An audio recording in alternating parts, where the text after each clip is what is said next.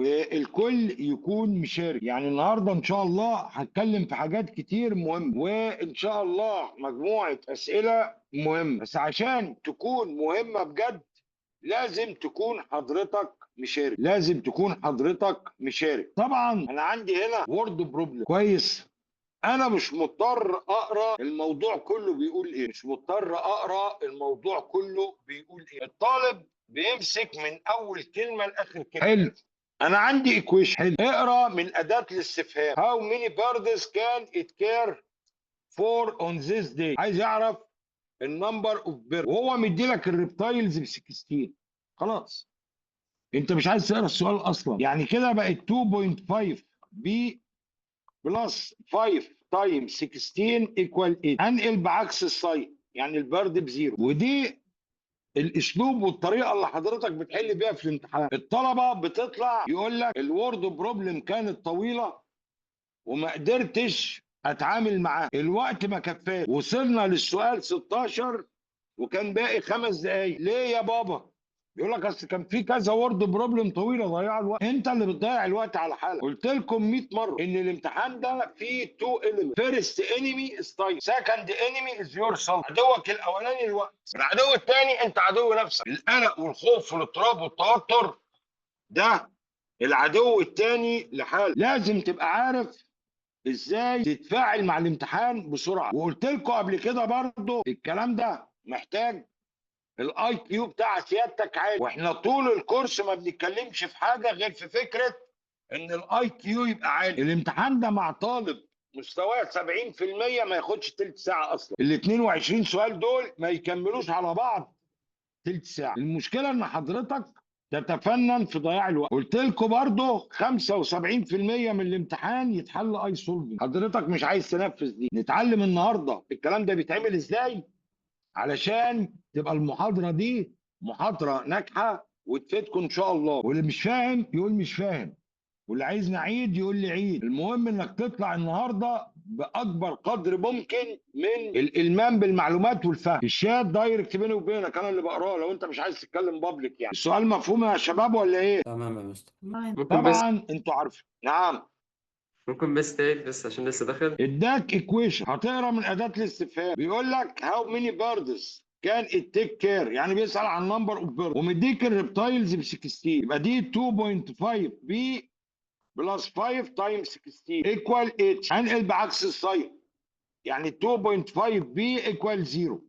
يعني الاجابه ايه؟ طبعا انا اتكلمت معاكم قبل كده كتير في مبدا اسرق الاجابه. ويعني ايه اسرق الاجابه؟ اول ما تلاقي جزئيه من الانسر اللي انت جايبه موجوده في التشوز خدها وامشي، مش لازم اجيبها لحد الاخر، ما هي بانت خلاص. يعني الطالب لازم يكمل لحد الاخر. اصلا انت بتحل 2 ستيبس اونلي. طبعا برضو احنا عارفين ان الامتحان تدريجي، الامتحان تدريجي، يعني الاسئله بتتدرج ما بين الايزي والميديوم والهارد. والاسئله دي كلها اسئله ريت، يعني ما تقولش ده سؤال عبيط ما بيجيش، او ده سؤال يعني فيه تفكير شويه ما بيجيش. كل حاجه بتيجي، كل حاجه بتيجي. الراجل اشترى 9 بن، معاه كوبون خصم 63، بعد الكوبون دفع 27. يبقى البن بكام؟ انت بتاخد الداتا من النمبر بتاعك ومش محتاج تقراها اصلا، مش محتاج تقراها اصلا. يعني كده بقت 63 بلس 27 يعني 9 ديفايدد 9 ايكوال 10. بعت لك على الشات يا مستر.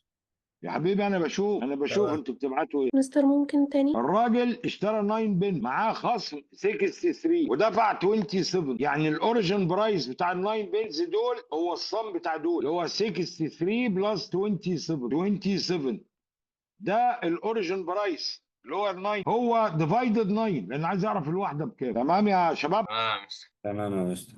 تمام ماشي. حضرتك هو مديلك لينير ايكويشن. طبعا انت بتبص اصلا على السؤال بصة جورنان، بتبص بصة جورنان، لقيت عندك لينير ايكويشن، بتبص من اداة الاستفهام على طول 25. طبعا اللينير ايكويشن واي ايكوال ام اكس بلس بي. الام ده السلوب دايما اللي بيكون معاه السلوب معناه بير واتش وريت وافري وانكريز وديكريز. البي دي الواي انترسبت معناها انيشيال او ستارت او بيجن او فيز او اكس ايكوال 0.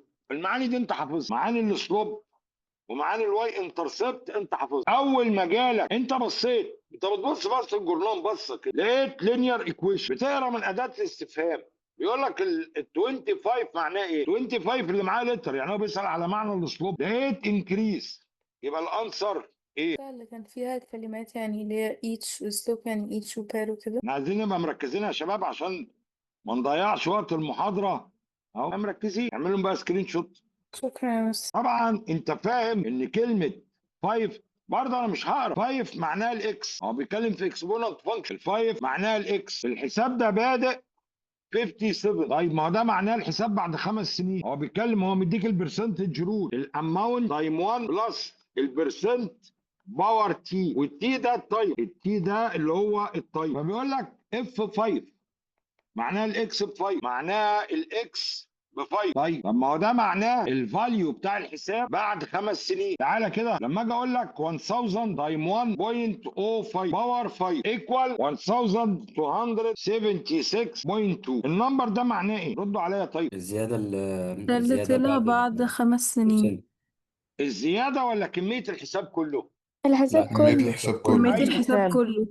ايوه، يبقى دي معناها كميه الحساب كله بعد 5 سنين. ده معناه كميه الحساب كله بعد 5 سنين، وانا الحساب بادئ 57، يعني ده معناه ان ده كميه الحساب كله بعد 5 سنين، يعني 62. صح الكلام؟ ممكن تاني بس يا مستر؟ دلوقتي انا جاي بقول لك 1000 تايم 1.05 باور 5 ايكوال ده. طيب فبقول لك ده النمبر ده معناه ايه؟ الزيادة تقول لي كلها. طيب استناني، تقول لي ده برسنتج رو وده النمبر اوف ييرز، يعني ده معناه الفاليو بتاع الحساب كله بعد 5 سنين. صح كده؟ صح يا مستر. رد عليا بس وخلي المحاضره تبقى جميله، لا، ورد وما تنامش. بقول لحضرتك صح. ايوه. طيب جاي هنا بيقول لي اف 5، يعني الاكس دي ب 5 اللي هو التايم. اللي هو التايم. طيب يبقى معنى كده ان ده معناه كميه الحساب كله بعد 5 سنين، والحساب كان بادئ 57، يعني انا بقيت في 62. صح ولا ايه؟ بعد ما احطها كالكوليتر هيطلع لنا الرقم بكذا. ما تحطهاش انت، امال.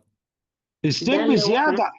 انا فاهم المعنى ده، ستيب انت هتعمله زياده ملوش لازمه. ما هو انت مش فاهم الفكره دي. لا، فاهم. ما هي دي ما دي معناها ان الحساب بالفايده دي بعد 5 سنين بقى القيمه. صح، صح. نفس اللي اتقال اهو، الحساب بالفايده دي بالمده دي اداني الفاليو ده، مش محتاج احطها على الكالكوليتر أصلاً. يعني الفكره بقى كلها انا عايز حضرتك في ايه؟ حضرتك اول ما قريت اف 5 قلت دي 5، قلت بس يبقى انا دي قيمه الحساب بعد 5 سنين. فين في دول بتقول كده اهي، يعني انا اللي بعمله ده كله شرح، لكن انا دلوقتي المفروض انا اول ما بصيت اف 5 معناه ان دي 5، قلت يبقى ده الحساب كامل بعد 5 سنين، بقى ده يبقى الاجابه بقت بي. ولا تحط ايدك على كالكوليتر ولا على من غير كالكوليتر، شغال. في طالب بيقول لك ليه دي غلط؟ دي بيقول لك ان الحساب بيزيد 243 اتش 5 يير، ده الحساب كله بقى 243 بعد 5 سنين كله، مش كميه الزياده بس. يعني انت حاطط 206 بيزيدوا 243 بعد 5 سنين، لو عملت الدول صم يعني الحساب ما يطلعش الرقم ده خالص، والايكويشن ما بتقولش كده. ده بيقول لك، دي بتقول لك الحساب بيزيد 243 خلاص every 5 years، يعني كل 5 سنين بيزيد 243. طيب فينا طالب ذكي ولا كلنا على الله حكايتنا؟ مع حضرتك يا مستر. في طالب زي طيب الطالب اللي قال ممكن اعرف الدي غلط ليه، اساله سؤال واحد بس، هو كلمه انكريز معناها ايه؟ اسلوب. سلوب. معناها سلو، يعني معنى كده ان انا عايز هنا يكون لينير ايكويشن، معنى كده ان انا عايز يكون هنا لينير ايكويشن، واللي قدامي برسنتج رول او اكسبوننشال فانكشن، ما عنديش هنا اصلا. ما هو اللي انت بتقوله بقى يا باشا معناها ان انت عايز عندك مساله لينير، لان ده سلوب، الحساب بيقيم بقيمه ثابته او بيزيد بقيمه ثابته كل فتره معينه، يبقى كده انا عندي سلوب، ما عنديش اكسبوننشال وبرسنتج رول. فهمت يا زياد؟ تمام يا مستر. ما هو اي حاجه يقول لك بتزيد بقيمه ثابته او بتنقص بقيمه ثابته يبقى انا بتكلم على سلوب على طول. سلوب يبقى انا عندي لينير ايكويشن، واللي عندي دي مش لينير. فاهمين يا شباب؟ تمام يا مستر. تمام. هو بيقول لك الاجابه بي. بيقول لك انا عايز اعرف اي تيبل من دول ساتسفاي الايكويشن. ما تقعدش تمسك الكالكوليتر دلوقتي. 1 ماينس 3 بنيجاتيف 2 يعني دي لا ودي لا. انت بتفكر كده في الامتحان. 2 باور 2 ب 4 ماينس 3 ب 1. 3 باور 2 ب 9 ماينس 3 6 يعني الانسر بي. انت بتحل كده، ما بتمسكش الكالكوليتر وتقعد تعوض لي فيها كلها واحده واحده. انت قاعد تضيع وقت، انت قاعد بتضيع وقت. انا قلت الاكس ب 1. 1 ماينس 3 نيجاتيف 2 يبقى دول لا. تمام، يبقى الاجابه يا اما بي يا اما دي. 2 باور 2 ب 4 ماينس 3 1. ماشي. 3 باور 2 9 ماينس 3 6 يبقى هي بي. تمام. والموضوع على قد كده خلصنا. السؤال ما بيعديش في ايدك 45 ثانيه اصلا. انت اللي بتتفنن في تضييع الوقت، انت اللي بتتفنن في ضياع الوقت. بس انت الامتحان في ايدك هو تلت ساعه، هو 20 دقيقه. ما انا اكتر حاجه بتضايقني بعد ما الطلبه تطلع يقول لك اصل من السؤال 16 ولقيت 3 دقائق، من السؤال 16 وبقيت 4 دقايق. مفيش الكلام ده، معناه ان انت كنت بصمجي. بس شباب الكل يصحصح، الكل يشارك، والكل يعيش معايا عشان الدنيا تمشي. طبعا ده كان اخر سؤال في مديول 2 في امتحان اكتوبر 2025. فينا طلبه عندها مشكله جبار، فينا طلبه عندها مشكله جبار ان اي وورد بروبلم طويله يقول لك ماليش فيها. اي وورد بروبلم طويله انا ماليش فيها. اصلا هي لا وورد بروبلم طويله ولا قصيره. انت واخد بالك؟ انت بتمسك النمبر بتاعك بس قال لك البري. طيب ما هو انت، ما دي مصيبه. اي وورد بروبلم طويله الطالب يقول لك ماليش فيها. لو فيها تشوز نهبدها، ما لهاش تشوز وجت جريدن نهبدها اي رقم، يعني نهبدها اي رقم. وزي ما تيجي بقى انا هعمل ايه يعني وانا. طيب قال لك البري انكريز باي 1900%. طب هو كان اكس وزاد 19 اكس، يعني البري بقى 20 اكس. مفهومه الحته دي اصلا؟ مفهومة يا مستر. مفهومة يا مستر. خليك معايا بس في حته، خليك معايا في حته، ركزي معايا يا ساندرا حبيبي. جاء سؤال قال لك ايه؟ when x increase by 400x the value is 6. what is x؟ الطالب لقى 15 12 20 5. الطالب اختار 15. طبعا 15 دي اجابه غلط، ولقيت كتير بعت لي قال لي مستر هي ليه الاجابه 12؟ طب ما انا عندي اكس، الاكس زادت 400% اكس، يعني زادت 4 اكس. الكلام ده ايكوال 6، يعني 5 اكس ايكوال 6، يعني الاكس بقت ب 12. هو عمل 4 اكس ايكوال 6، قال لك يبقى الاكس ب 15. طبعا انت غلط، ما انت سايب اكس اصلا. دلوقتي كريم معاه 100 جنيه وانا اديته 500% من اللي معاه. كريم يبقى معاه 500 جنيه ولا 600 جنيه؟ 600. 600. يبقى معاه 600 لان هو معاه 100 وانا اديته 500، يبقى هو معاه 600 مش معاه 500. فاهمين يا شباب؟ اه يا آمين. مستر. فالوقتي قال لك البري اكس زادت 1900%، يعني 19، يعني البري بقى 20 اكس. طيب قال لك البريدتور انكريز 150%، يعني الاكس بلس 1.5 بقت ايكوال 2.5 اكس. كويس، انا فاهم الجزئيه دي خلاص. قال لك ان 20 اكس ايكوال برسنتج رو، يعني 1 بلس بي برسنت اوف البريد. هو عايز يعرف بقى البي دي بكام. اعمل ديفايدد 2.5 اكس، يعني 8 ايكوال 1 بلس بي اوفر 100. 1 هرمي ده بعكس الساين، يعني 700 ايكوال بي. عيد الكلام تاني. تمام يا مستر. يا بس حتة اللي هي 2.5 دي، ومعلش تاني يا مستر. حاضر. انت بتقول ايه يا يحيى؟ حتة ال 2.5 جبناها ازاي؟ ما هي زي ما جبت دي. قال لك الاكس اه صح. زادت 19 اكس، تمام. يعني دي بقت 20 اكس. وقال لك الاكس زادت اللي هو البريدت 1.5 اكس، يعني بقت 2.5 اكس. اه تمام، انا افتكرت ان هي موجودة في الوورد، بس انا اتلخبطت. قال لك ان البري ايكوال 1 بلس بي برسنت تايم البريدت. بس كده انا عندي ايكويشن بقى. اعمل ديفايدد 2.5 اكس، يعني 8 ايكوال 1 بلس بي اوفر 100. هنقل دي بعكس الساين، يعني 7 ايكوال بي اوفر 100، يعني البي ب 700. وده كان نمره 22 في مديول 2، يعني ده مصنف ان ده اصعب سؤال في الامتحان اصلا. تمام يا مستر، شكرا.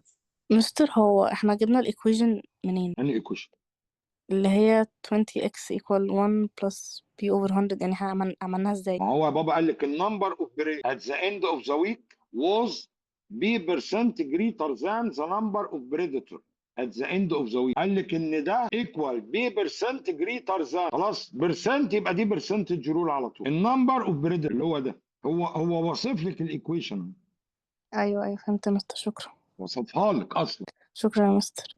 يعني على المشكله ان عند طالب اول ما يلاقي الورد بروبلم كده يقول لك صباح الفل ماليش فيها، اهبط ما لهاش تشوز، حط اي نمبر. يعني طلبه بتهبط في الجريدد، ما شاء الله ما شاء الله، يعني بيهبط في الجريدد ازاي مش عارف، بس هو بيهبط. طب معلش ممكن حضرتك تعيد الشرح عشان انا لسه داخل. اعمل ايه؟ تعيد شرح المسألة دي يا مستر عشان ما كنتش حاضرها يعني، انا اسف. جه بيقول لي البريك زاد 1900% يعني زاد 19 اكس، يعني البري بقى 20 اكس، ورجع تاني قال لي البريدر زاد 1.5 اكس يعني بقى 2.5 اكس. قال لي ان البري ايكوال 1 بلس بي اوفر 100 من البريدر. قال لي يبقى البي دي بكام؟ هعمل ديفايدد 2.5 يبقى 8 ايكوال 1 بلس بي اوفر 100. هنقل ده بعكس الساين، يعني بي اوفر 100 ايكوال 7، يعني البي ايكوال 700. احنا خليناها وده اوفر 100، نعم.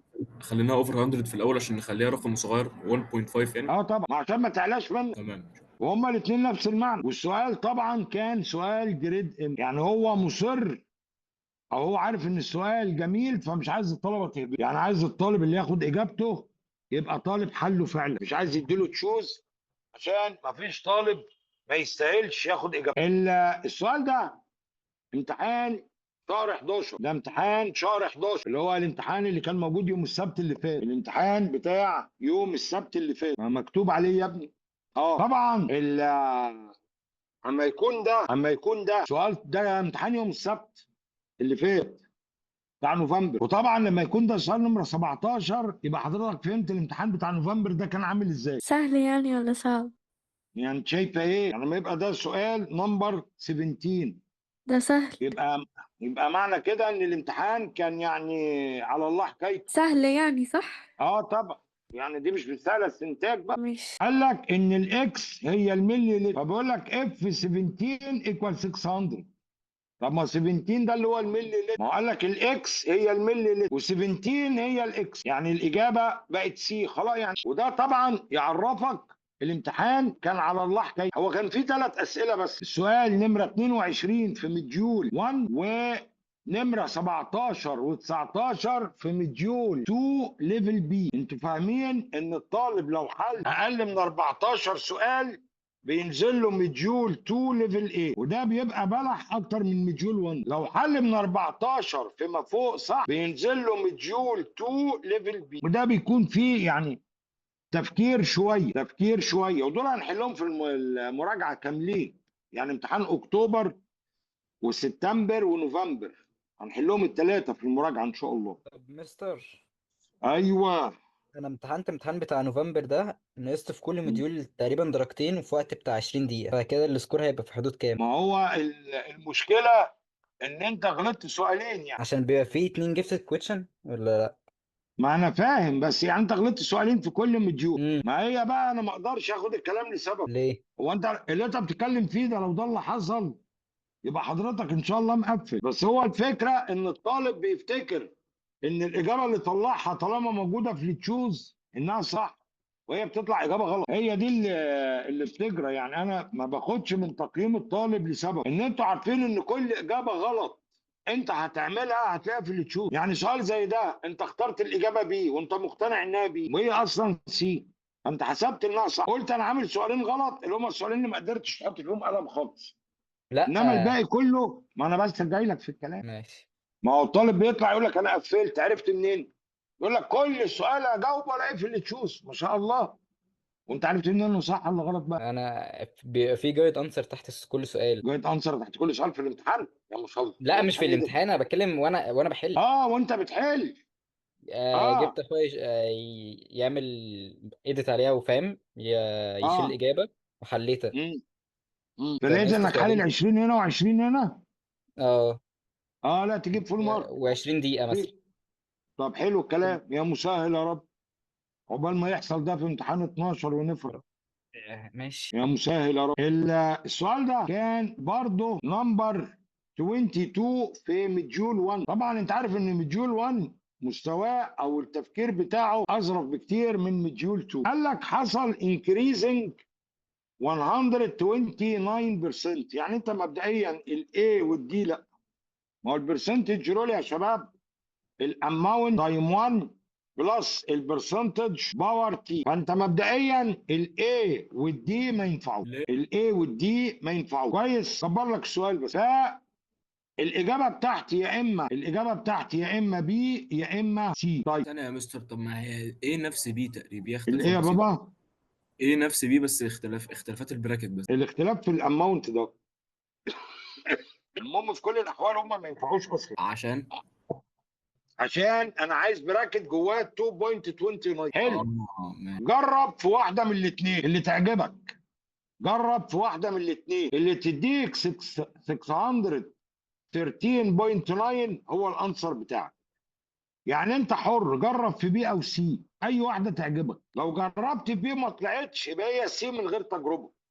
لو جربت في سي وطلعت يبقى هي ده الانسر وخلاص. وانت من الاول خلي بالك ان مبدا الاليمينيشن من بعد ما تعدي السؤال 16 ده مبدا مهم جدا. دايما هيبقى في اتنين في التشوز بيحلفوا لك بالله احنا ما ننفعش طلع. يبقى الاختيار ما بين اتنين، هم دول اللي انت هتفكر بينهم، هم دول اللي انت هتفكر بينهم. يطلع الانسر كام بقى؟ ما هو هي لازم ليه تشتغلوا معايا. هو مكتوب نعم، يا مستر باور كام؟ باور اكس اوفر 16، والاكس هو مديها لك هيبقى تي. هي ليه يا مستر 2.29؟ هي مش المفروض البرسنتج 1.29؟ وفي 1 اصلا، مش البرسنتج رول يا بابا، 1 بلس البرسنت. اه صح. في ايه يا عمنا؟ يعني انت مستر هتيجي سي انا هجرب في ايه؟ في بي، تبقى 34.11 تايم 2.29 باور 18 اوفر 6 اللي هي ب 3. تطلع كام دي يا كريم؟ هتطلع ب 409.6. تطلع 4. المهم 400 بوينت اي حاجه بقى. هو عايزها 613. يعني معنى كده ان دي غلط، يبقى الاجابه سي. احنا كتبنا ايه على الكالكوليتر التاني كده يا مستر؟ كتبنا اهو اللي قدامك ده. هو الباور 18 اوفر 6. اللي هي 3. تمام. تمام يا شباب. تمام يا مستر. تمام يا باشا. ما هو مبدا الاليمينيشن هما مبدئين، المبدئين دول لازم تتعامل فيهم بحرفيه. من الاسئله من 16 ل 22 لازم التعامل يكون بحرفيه. الاليمينيشن في اتنين بيحلفوا لك بالله احنا ما ننفعش طلع، وفي اتنين هم دول اللي بتفكر فيه. المبدا الثاني طبعا غير شكل السؤال براحتك بس ما تغيرش فاليو. غير شكل السؤال براحتك بس ما تغيرش فاليو، لان في اسئله كتير محتاج ان انا اغير شكل السؤال، انما الفاليو ثابت. عايز اتكلم في السؤال ده لان السؤال ده سؤال كتير ومهم والطالب بيجي يتلخبط فيه. بيقول لي اكس باور 2 بلس 6 اكس بلس 3 is written as negative 6 positive or negative root h over 2. What is h؟ هنعمل مود 5-3. انا عايزك تبعتي لي اجابه، ما تقوليش قصه حياه المساله. لا يا جنى. تمام. تمام يا سيرين. لا يا عبد الله. لا يا زياد. لا يا كريم.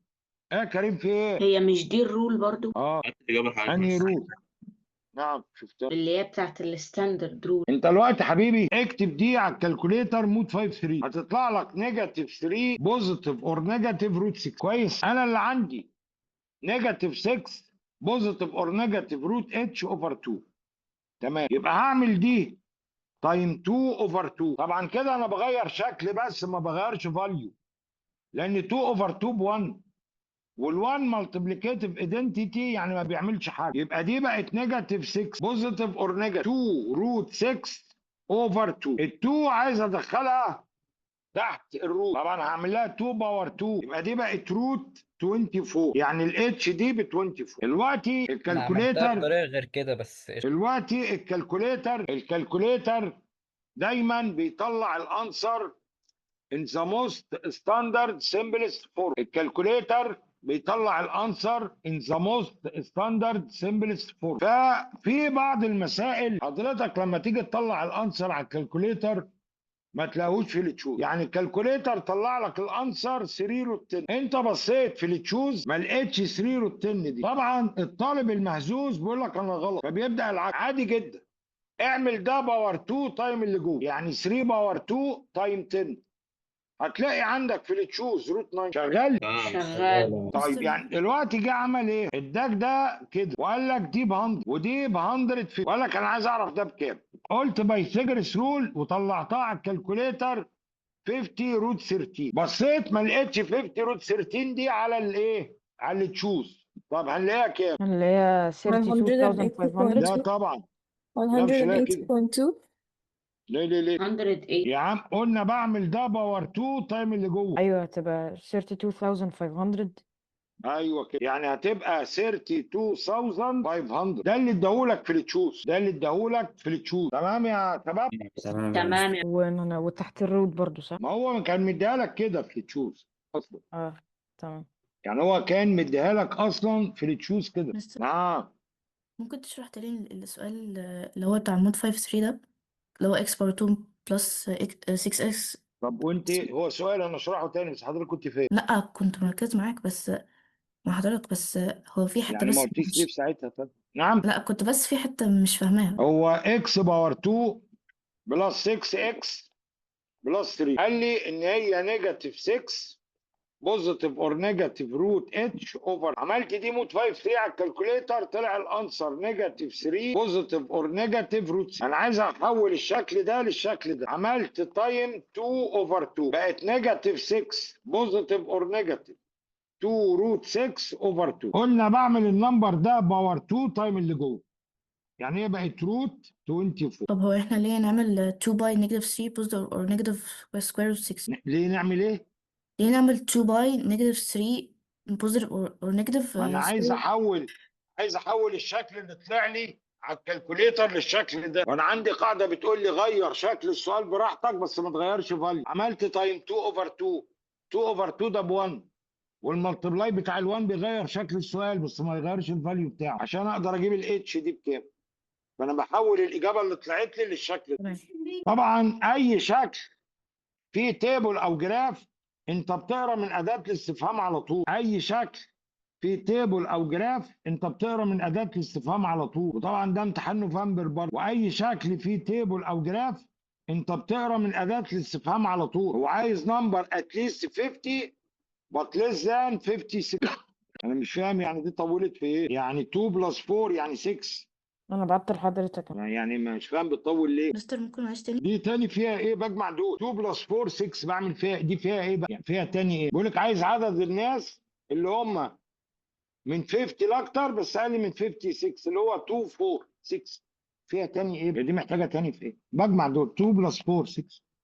2 بلس 4 ده كده انت مش مركز. لا مركزة بس ما فهمتش شوية. طبعا ده اكسبوننشال فانكشن، دي كده اكسبوننشال فانكشن، دي اكسبوننشال فانكشن. الاي دي الواي انترسبت، الاي دي هي الواي انترسبت، يعني هي الانيشال او الستارت او البيجن او فيز او اكس ايكوال 0. ادالك اكسبوننشال فانكشن برضه انت بتبص من اداه الاستفهام على طول. بيقول لك نمبر 5. طب ما نمبر 5 ده البيجننج او الستارت او الانيشال، يعني معنى كده ان الانسر ايه. تمام يا شباب؟ تمام يا مستر. تمام. تمام يا مستر. مستر طب البي باور اكس دي ايه؟ دي سلوب يعني؟ لا دي مش اسلوب يا بابا، ديت اكسبوننت فانكشن. الجراف بتاع الاكسبوننت ما فيش فيه سلوبات. الجراف بتاع الاكسبوننت بيبقى عامل كده. ده الجراف ده الاكسبوننشال جراف، ده الاكسبوننشال جراف ما فيش فيه سلوب. السلوب مع ستريت لاين بس. كويس. فالاي بي باور اكس دي الانيشال. انيشال ليه؟ لان لما الاكس بزيرو اي حاجه باور زيرو ب1 يبقى معنى كده ان دي الانيشال. لكن البي باور اكس خلاص الفاليو اللي هيشتغل بيها الجراف، لكن ده مش سلوب تمام يا مستر.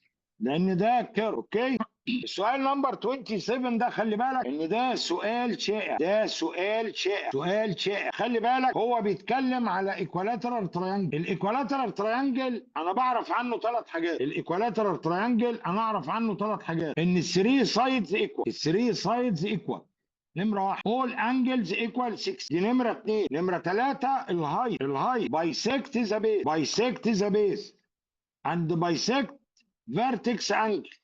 يعني دي ب 30 ودي ب 30، ولو ده كله ب 10 يبقى دي ب 5 ودي ب 5. يعني الايكوالاترال تريانجل انت عارف عنه 3 معلومات مهمين جدا. الثري سايدز ار ايكوال، اول انجلز ايكوال 6، الهايت bisect the base and bisect vertex angle، bisect the base and bisect vertex angle. فانا عندي ده equilateral triangle. قال لي البريمتر 624، البريمتر السم اوف 3 سايدز.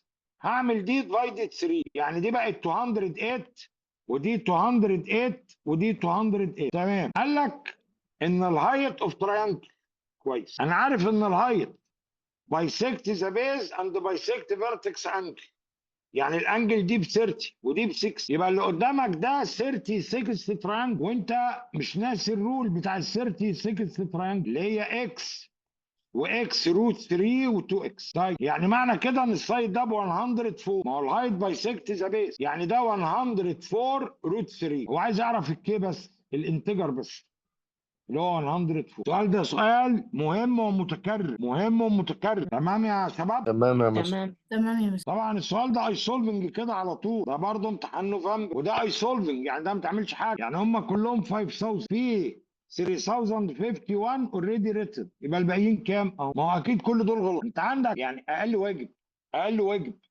في 10 اسئله اصلا ما ياخدوش دقيقتين حل، ده اقل واجب في الموضوع اصلا.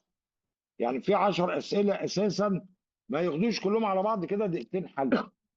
تمام يا شباب؟ تمام يا مستر. تمام يا مستر. هنا انا مش هقرا، انا باخدش على النمبر بس. فقال لك ان العدد الرئيسي 300,000، ماشي.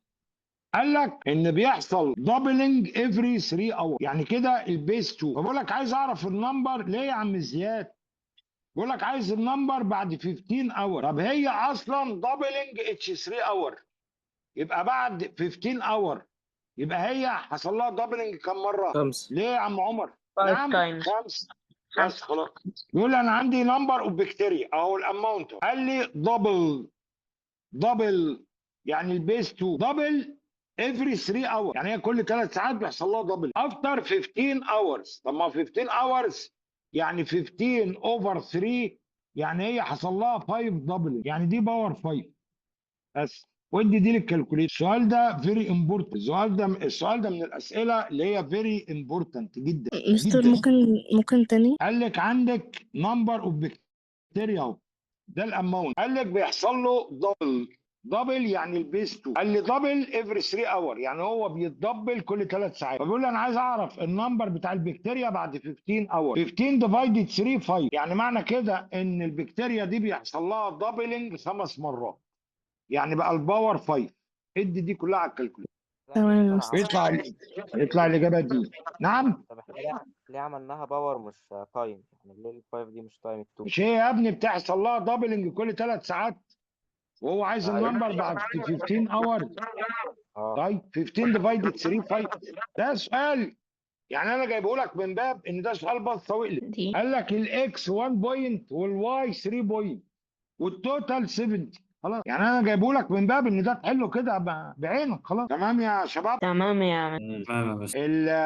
عايز اقول حاجه تاني كنت لسه قايلها لكم اصلا. الدايجونال اوف سكوير ديفايد انتو تو ايزوسيلس رايت انجل تراينجل. يعني دلوقتي طبعا انت عارف الايزوسيلس رايت انجل تراينجل الرول اكس واكس واكس روت 2، الرول بتاعه اكس واكس واكس روت 2، ده الايزوسيلس رايت انجل تراينجل. والدايجونال اوف سكوير ديفايد ات into two isosceles right angle triangle. طيب هو جاي بيقول لي انا عندي سكوير انسكرايبد ان سيركل، عندي سكوير انسكرايبد ان سيركل، الراديوس بتاع السيركل 20 روت 2 اوفر 2. طب ما الدياجونال بتاع السكوير هو الديامتر بتاع السيركل، يعني هعمل دي كده تايم 2، يعني الدياجونال 20 روت 2. وانا عارف يا عم زياد، وانا عارف ان ده ايزوسيلس رايت انجل تراينجل. طيب ما عايز السايد لينس بكام؟ يعني ب 20. وانا لسه كاتب لك الرول اهو، اكس واكس واكس روت 2، فده ب 20 روت 2، ده ب 20 روت 2، يعني ده ب 20. تمام يا شباب؟ مستر احنا المفروض نشيل التو دي على طول. نعم. احنا التو دي المفروض نشيلها على طول عشان نعرف نكمل السؤال. ما خلاص، ما يعني ايه مش فاهم. قصدي ان احنا شلنا التو عشان نعرف نجيب الاجابه على طول. اه ما تشيلها وخلاص، ما هو الرول قدامك اهو. ما تشيلها. تمام. طبعا السؤال ده متكرر جدا برضه، وقلت لك طالما ادالك فانكشن بص على طول من اداه الاستفهام، بيقول لك التي بكام عشان يحصل دبلنج للنمبر اوف بكتيريا، يعني ده كلمه وقلب. ولما يكون طبعا ده نمبر 20 فيعني مفهوم الدنيا ماشيه ازاي بقى، يعني الجو العام ماشي ازاي، يعني ده سؤال نمبر 20 يعني صباح الفل. تطلع بكام؟ 410. طبعا التي دي ب 410 عشان دي هتروح مع دي وكده يحصل دبلنج، يحصل لها تايم 2. السؤال ده خلي بالك منه، السؤال ده من الاسئله المتكرره جدا، يعني السؤال ده سؤال متكرر جدا. مستر انا مش فاهمة. مش فاهم يعني. احنا يعني ليه دلوقتي حطيت انا لما اجي استنى يا بابا، لما اجي اقول لك 400 تايم 2 باور اكس اوفر 3، بقول لك الاكس دي تبقى بكام عشان 400 دي تبقى 400 تايم 2 بس، يبقى الاكس دي بكام؟ 3؟ طب ما خلاص، ما هي نفس الفكره. هو عشان مديكي شويه ارقام كبيره يعني، ما هو بيقول لك التي بكام علشان ده يحصل له دبلنج.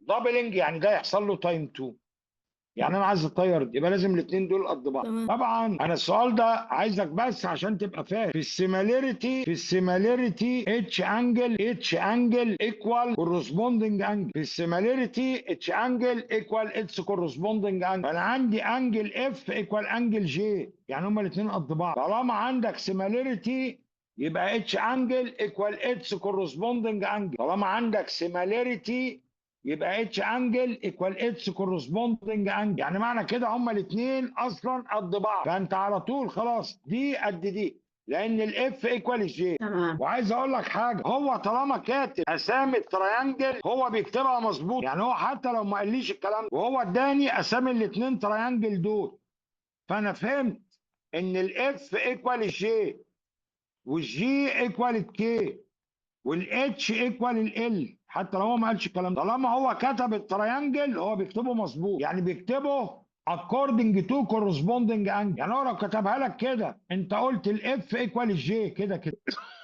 تمام الكلام. تمام. طبعا السؤال ده اي سولفنج وش، ده اي سولفنج وش، واي سؤال في تيبل او جراف ما يتقريش، باخد من اداه الاستفهام وهو عايز يعرف الريليشن اللي طلعت التيبل ده، والسؤال ده اي سولفنج وش، يعني انت تبص بصه واحده على التيبل عارف اجابتك فين. صح اللعبة. نعم غلط صح. ونيله وقطران وهباب ما شفتوش، شفتوش بس اصلا. ما تبعتوش وانا عارف انك هتبعتوش صح. طب لو سي.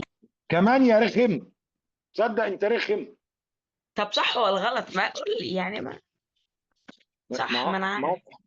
العيب المهبب اللي فيك ده هيوديك في داهيه، انت ليه مش عايز تصدقني؟ عيبك الوحيد ده، انت مش واثق في حالك، انت مش واثق في حالك، دي مصيبتك. يعني انا كان عندي زمان طالب جحش كان اسمه عبد الرحمن هشام، ده جحش عباره عن جحش في الدنيا كده، عايش جحش حلو، بس كان بيثق في حاله، رغم ان هو جحش كان واثق في حاله، بس انتحر بقى بعد كده ودنيا تانية بقى. معاك والله يا الله مستر. يرحمه. ايه قال لا يخرب بيت عقلك ده، انت انتحرت. معاك. كان بيجاوب صح. طب اهم حاجة ان نعم. هو صح. اهم حاجة ان هو هو صح. انت ما عندكش ثقه في نفسك ودي مصيبتك، انت طالب كويس وشاطر بس انت ما عندكش ثقه في نفسك، ليه مش متاكده؟ ليه ما تخليك متاكده؟ لسه بقول له خلي عندك ثقه في نفسك، تطلع انت كمان يا مريم. يا جماعه قال لك التيب زيرو كان ده الفاليو، يعني معنى كده ان ده الاماونت، واحده بس ايه الاماونت فيها 600 فوق، ما خلص الكلام اصلا، ما هو قال لك التيب زيرو كان ده الاماونت بس، يبقى انا كده كده عايز ريليشن الاماونت فيها 600 فوق، مفيش الا واحده بس قدامي. مش متاكده في ايه؟ ده انت متاكده ومتاكده ومتاكده، يعني ايه طب وباقي؟ ما كلمني بس، ما ترد عليا. مين؟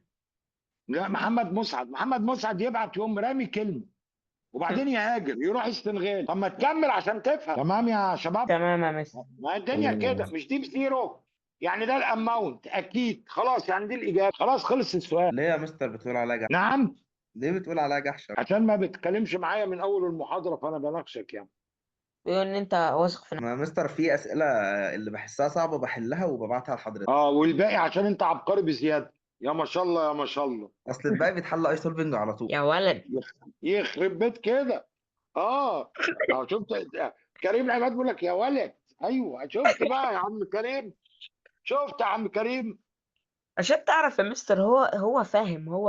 هو ايوه المشكله ان انت كمان فاهم بس ما عندكش ثقه في حالك، ليه ما اعرفش. والله يا مستر انا كويس بجيب درجات كويسة، بس ما اعرفش برضه، مش واثق في نفسي، حاسس بخازوق. ما دي طبعا جاي بيقول لك لينير، اي سؤال يقول لك لينير او يرسم الستريت لاين. اللعبه سلوب، اصلا اللعبه سلوب. السلوب هيبقى واي 2 ماينس واي 1 اوفر اكس 2 ماينس اكس 1. يعني السلوب بنيجاتيف 5. طالما عندك الاكس بزيرو يعني دي الواي انترسبت جاهزه. يعني الانسر دي اي سؤال في الدنيا طالما قال لك كلمه لينير او رسم ستريت لاين لعبتك سلوب، ما تفكرش غير في السلوب. طلعت السلوب خلاص الدنيا وضحت. الاكس بزيرو يعني دي الواي انترسبت جاي. الغرض الرئيسي عندي من المحاضره دي ازاي ما تضيعش وقت، ازاي ما تضيعش وقت. يعني انا الهدف من المحاضره دي خلاص ازاي انت ما تضيعش وقت. يعني كده انا بفتح لك في مواضيع كتير، بس الغرض منها ازاي ما تضيعش وقت. هو بيقول لك ليه يا عبد الله، ليه يا عبد الله؟ بيقول لك ايه من دول يديني الفاليو اوف كي، وهو قال لك الاكس ب1. طب ما هو اكيد الانسر سي، لان 1 ماينس 1 بزيرو، واي حاجه باور زيرو ب1. يبقى دي تديك الفاليو اوف كي. شباب اللي مش فاهم يقول مش فاهم، واللي عايز نعيد يقول لي عيد، واللي عايز نتناقش يتناقش. أيوة. حليناها دي قبل كده صح؟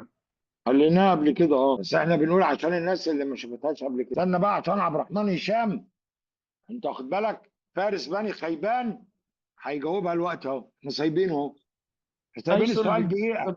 نعم. اي سولفي. لا اي سولفنج يعني بقى انت بتستعبط.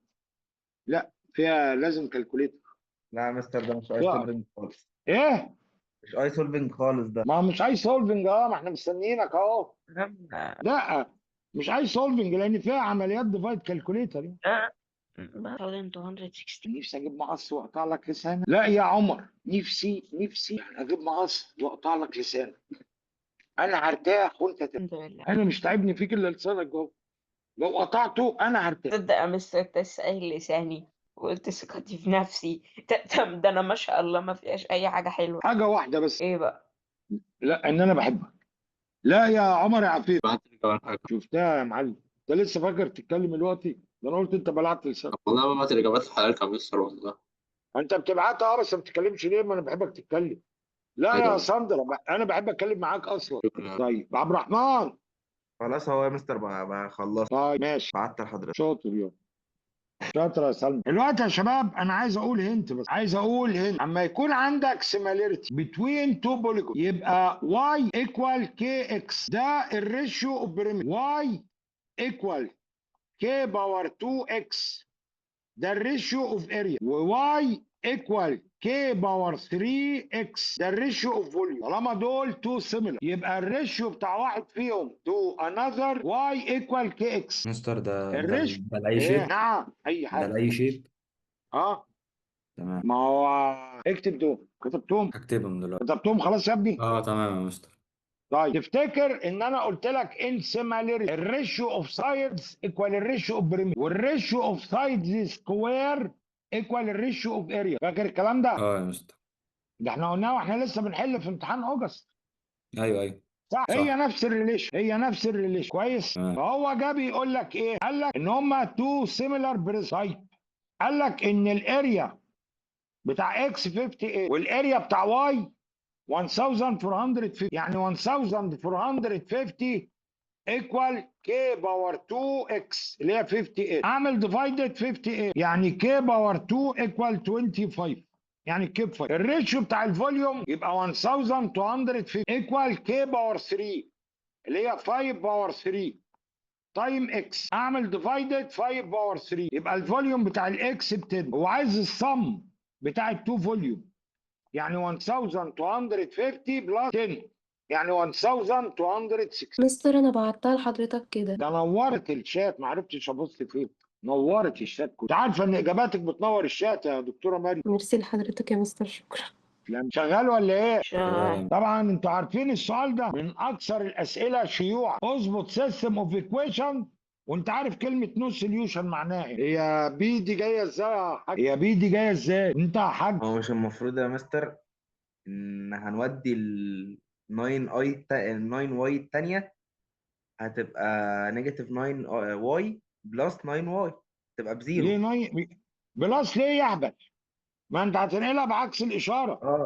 يبقى خلاص هي بقت 4x ماينس 18y في ايه يا عبد الرحمن؟ معلش. ايكوال 5. هنقل دي كمان يبقى نيجاتيف 4x بلس اتش واي ايكوال 2. انا عارف ان كلمه نو سوليوشن معناها ده تايم ده ايكوال ده تايم ده، يعني 4 اتش ايكوال 72. اعمل ديفايدد 4 يعني الاتش ايكوال 18، يعني الانسر دي. وده كريم ايوه مش قلت لك ايه؟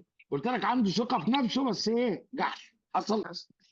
صدقتني بقى. صدق، ما قصديش حاجة ها؟ ايه حبيبي يا ما قصديش حاجة.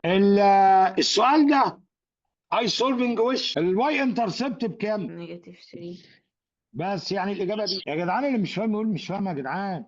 في طلبه قاعده بتتفرج، يعني في طلبه بتتفرج وهي مش فاهمه. طب ينفع تقول حليناها ازاي تاني؟ ايه ينفع تقول حليناها ازاي؟ الواي انترسبت بكام يا بابا؟ نيجاتيف 3. دي متغيره ولا ثابته؟ فين في دول اللي فيها الواي انترسبت نيجاتيف 3 مقدار ثابت؟ بي. فهمتي؟ شكرا يا مستر. عفوا. فكر حل غلط ما يجراش حاجه، احنا بنعيد ونزيد مع بعض. فكر ايه المشكله؟ حل غلط بس فكر. دلوقتي ده واي قسمناه لتو بارت اكس وواي. الاكس عباره عن 4 واي بلس 6، يعني اللينس بتاع الباور ده الواير ده هيبقى 5 واي بلس 6. الكلام ده ايكوال 106. هرمي دي بعكس الساين، يعني 5 واي ايكوال 100، يعني الواي ب 20. هو عايز يعرف الاكس بكام؟ طب ما تبقى ب 86.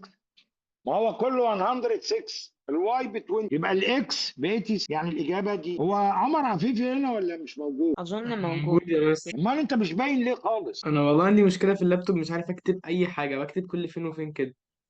يبقى قول لي زي كريم كده، بس انا مش حاسس تمام ماشي. بوجودك النهارده. يعني انت قاعد عارف النهارده السيشن كده بتبقى بتضيع وقت صعبه. ولا ايه؟ مش فاهم.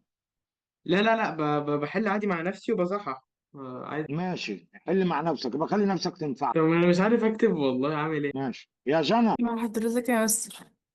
الواير كله يا بابا 106، ماشي. الواي ب 20، يبقى الاكس بكام؟ 106 ماينس ماينس 20. 20. بس خلاص.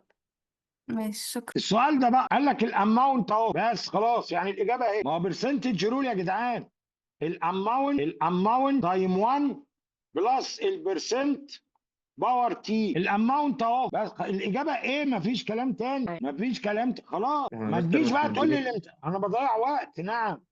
مش مديني البرسنتج، ممكن تبقى دي. الايه يا بابا؟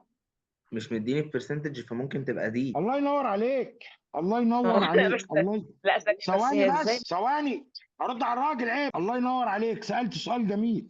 هو مش مديني البرسنت، انا عايز توتال اماونت ولا عايز انكريزنج اماونت؟ توتال اماونت. توتال اماونت لازم فيها 1. اه طيب يبقى ممكن تبقى دي ازاي؟ خليك معايا بقى، انت من الاول قلت هي دي.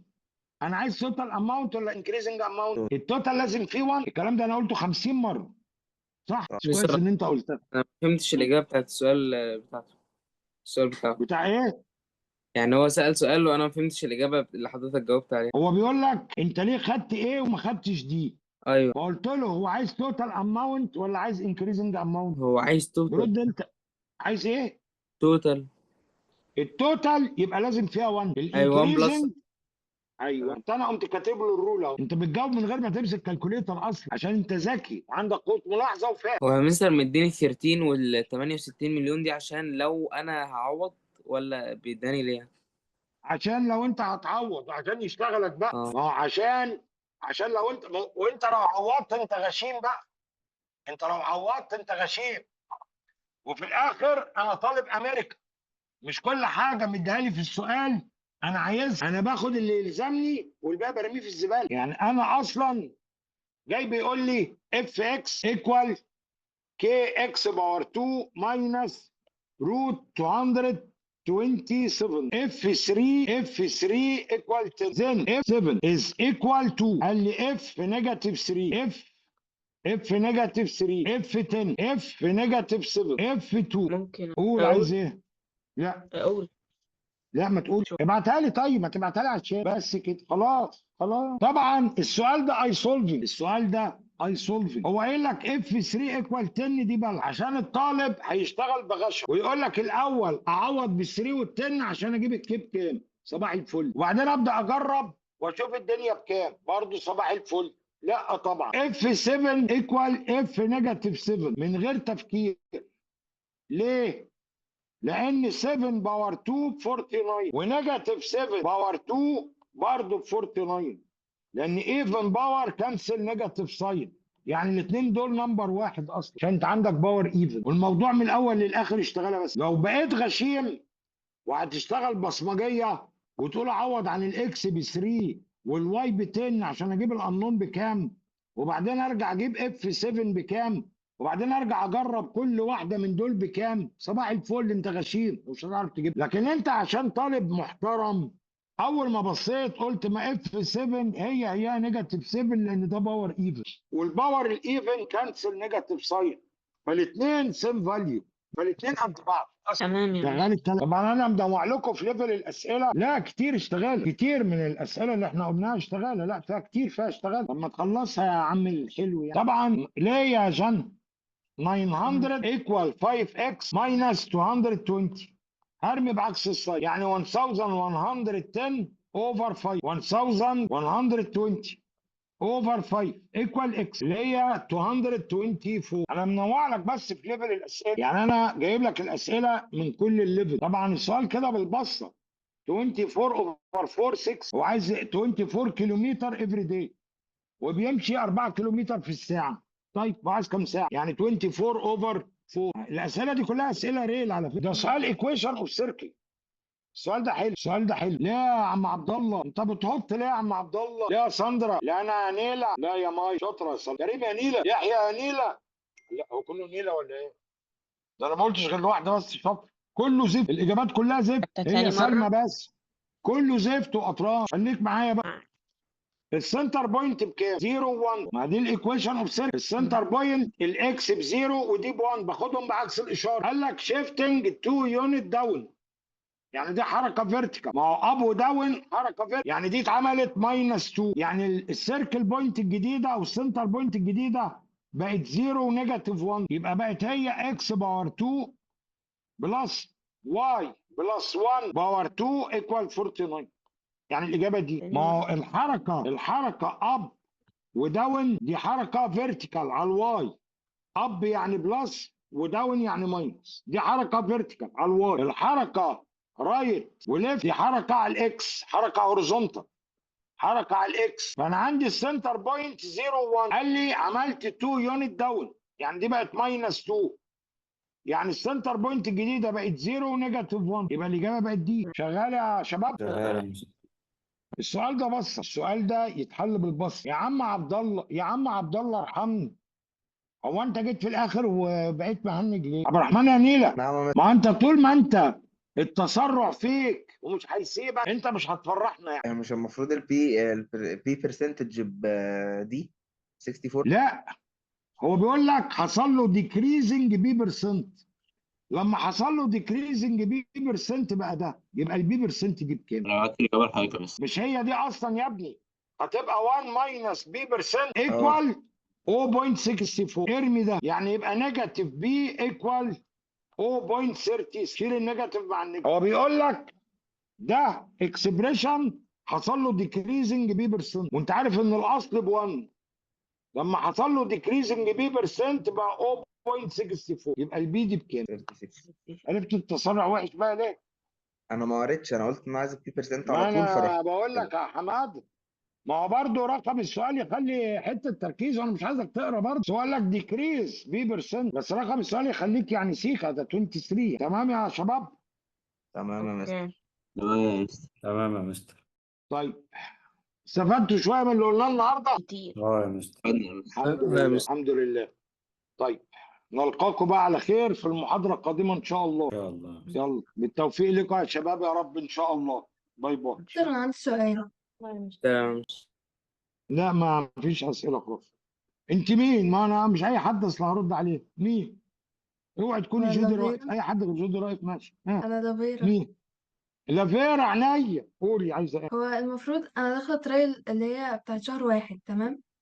اه فأنا سألت ميس ريهام وقالت لي خشي المراجعة بتاعت شهر واحد أحسن من دلوقتي. فأنا المفروض في مم. الأجازة الأسبوعين دول أقعد أعمل إيه بقى؟ أحل امتحانات يعني؟ الايه؟ في الأجازة مم. الأسبوعين اه حلي اللي هي اه. فيها مراجعة، أقعد أحل بس حلي كده؟ يعني بصي، يعني حلي كل اسبوع امتحانين، واحد في اول في اول الاسبوع، واحد عشان بس ايدك تفضل. تمام يا مستر، شكرا. حلو.